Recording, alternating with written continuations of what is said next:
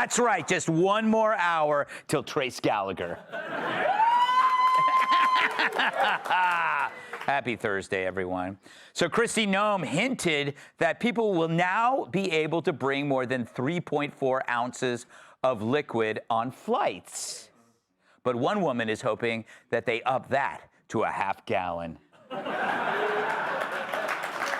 Let's do it. I'm with you, baby. Andrew Cuomo is being blasted for a new campaign ad where he helps jumpstart a man's car, which is odd considering he usually only stops to check out women's headlights. Yeah. Hunter Biden said he tried to stay out of his dad's administration. It's true, he claimed he was just living at the White House because he wanted to bang Jill. The New York Times editorial claims defunding NPR and PBS is like defunding the police. It's true. Think of all the times you've been violently assaulted and thought, man, if only the cast of Downton Abbey were here. Trump's tariffs brought in $64 billion in the second quarter. Even Biden officials were impressed, saying, think of how many drag shows in Africa that could pay for. A New York man who filmed up to 13,000 people in a hospital bathroom won't get jail time. But thanks to all that experience filming hours of crap, he's been named head of programming at CNN.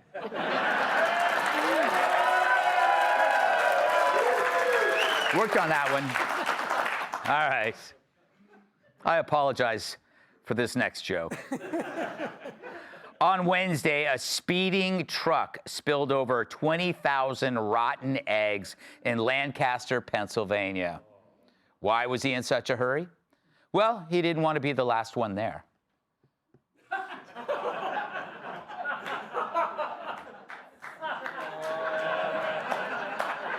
All right. I'm not explaining it because I'm ashamed of it.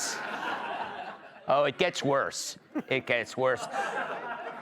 The Steve Miller Band has canceled all of its tour dates because of global warming. Oh, God. Yeah, organizers admit it's a waste of fuel to go from Phoenix, Arizona, all the way to Tacoma, Philadelphia, Atlanta, LA.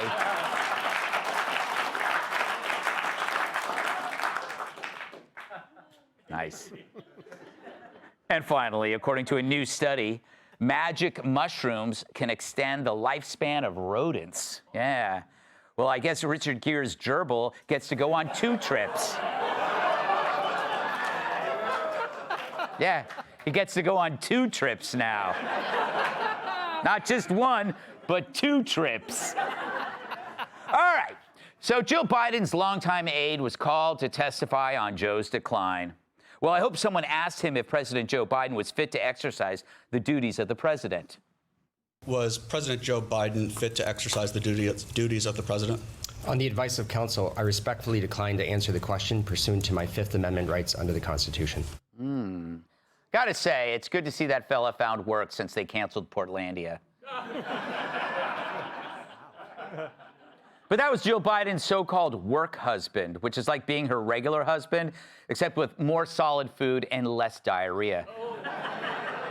Anthony Brunel was Jill's chief of staff and an assistant to Joe Biden, which is pretty amazing, given that having just one of those jobs would have you skydiving without a parachute. But according to Jake Tapper's book, he had another job, running the country. He was part of a tight-knit inner circle they called the Politburo, who acted as Joe's ultimate decision makers. And according to his old staff, he was no Mr. Rogers, with one former aide calling him the worst person they ever met. Well, I guess he's never met this guy. But this fella is not just some loyal no-name. He's a main player. And he's the second Biden administration member to plead the fifth after his old doc refused to answer questions last week.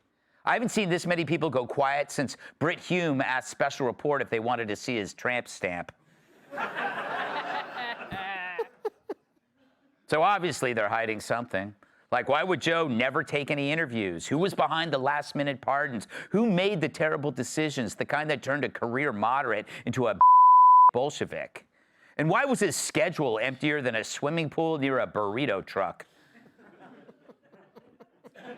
Meanwhile, Hunter has his own beef, saying the Dems only lost because lost to Trump because they weren't loyal to his father, the leader of the party. Yeah, that's the reason, champ. So you don't think the border had anything to do with it, or the sky-high inflation? How about the economy propped up by fake statistics and government jobs? Or the fact that Joe turned into a Volvo crash dummy every time he encountered a staircase? Appearing on the former DNC chair's podcast, think Joe Rogan for people who've been spayed or neutered. Hunter painted Joe's 24 bid in a positive light, that his father had the advantage of incumbency and an incredibly successful administration. Yeah. Sorry, dude. Calling Biden's White House an incredibly successful administration is like calling Liquid Plumber an incredibly successful laxative. It's not. I learned the hard way. Hunter also called BS on Tapper's claim that he acted as his dad's chief of staff, saying that when it came to the White House, he stayed as far away as he possibly could. But we know better. The only time Hunter stays away is if Maury Povich tells him he's the dad. Thank you. Fact is, Joe was never in charge.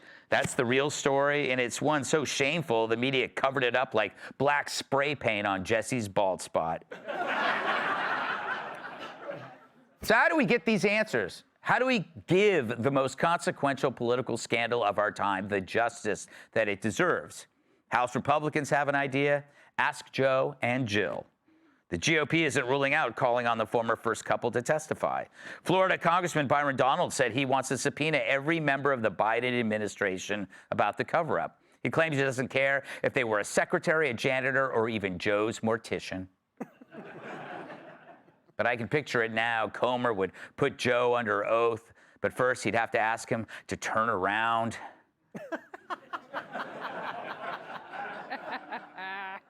But it's not like it can get any worse for the Dems. They're polling at an all-time low at 19%. They're less popular than AIDS at a kissing booth. I know. It's not popular at all. So will Joe take the stand, even if he can barely stand? Well, why not ask him? So, Joe, are you going to testify? Oh, yeah, come on, man. I'll testify, all right. I'll raise my right hand, and I'll swear to hold the men and women and the thing. Anyway, look, I'm serious about this. Any court in the land, you pick the judge. Judge Judy, Judge Wapner. Wapner, he's a good guy. Wapner every day at 4, I used to watch him.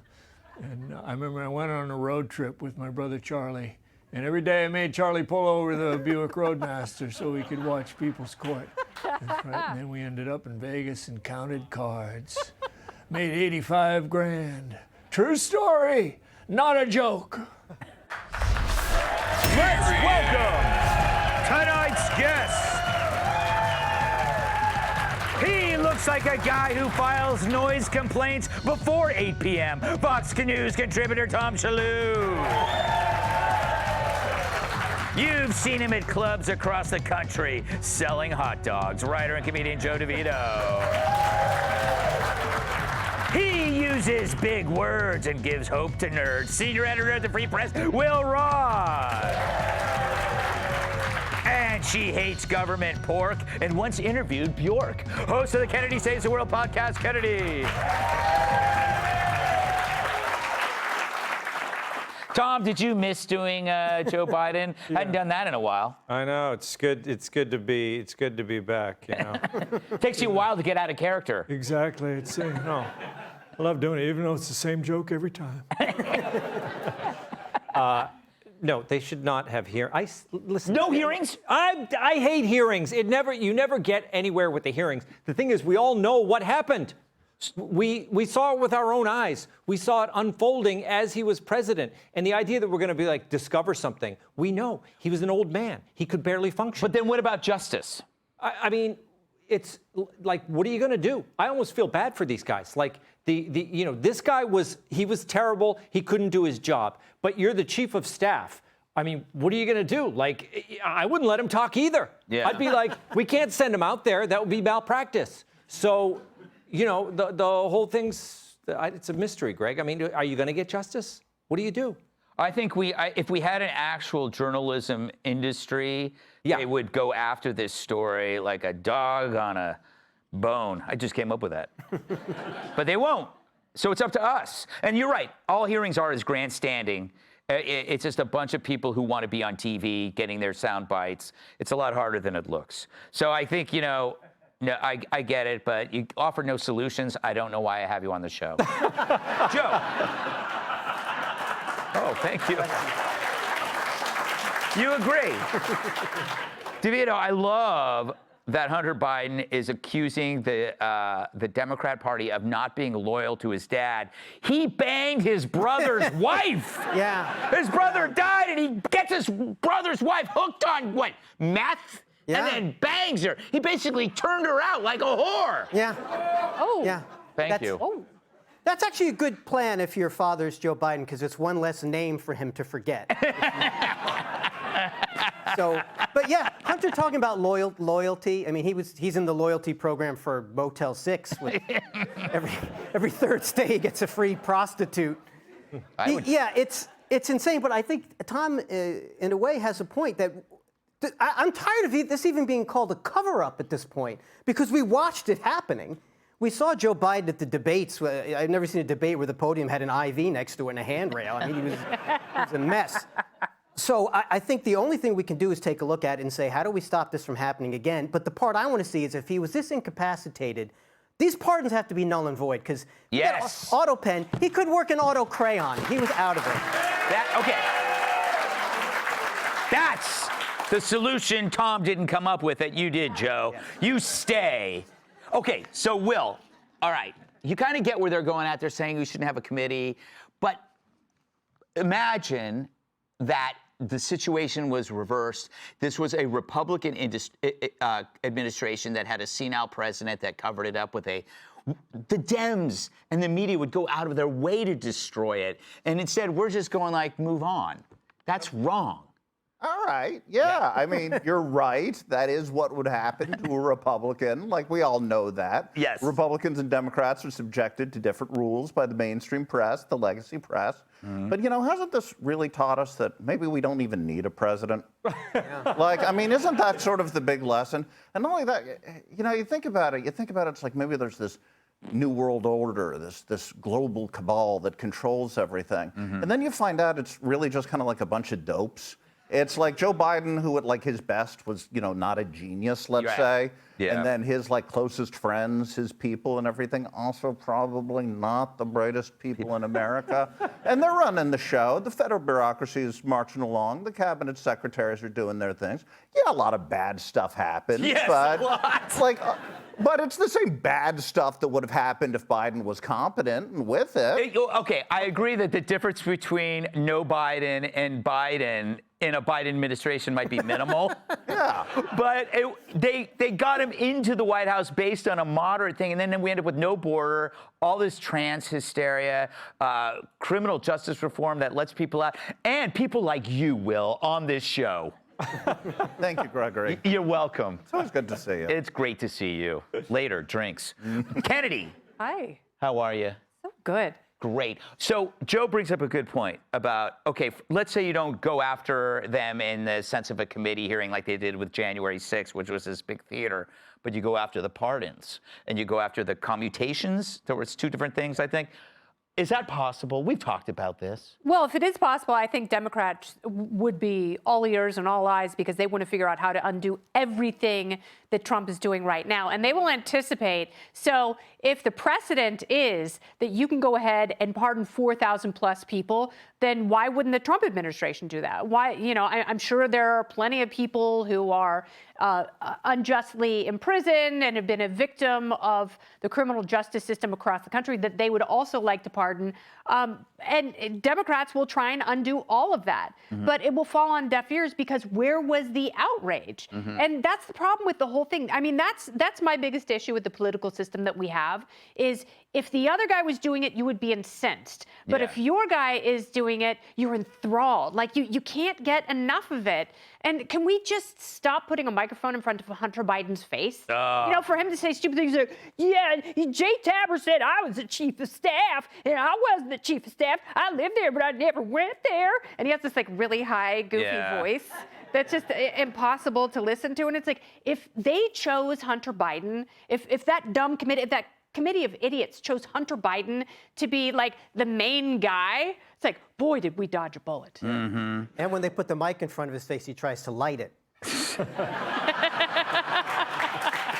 right. Excellent.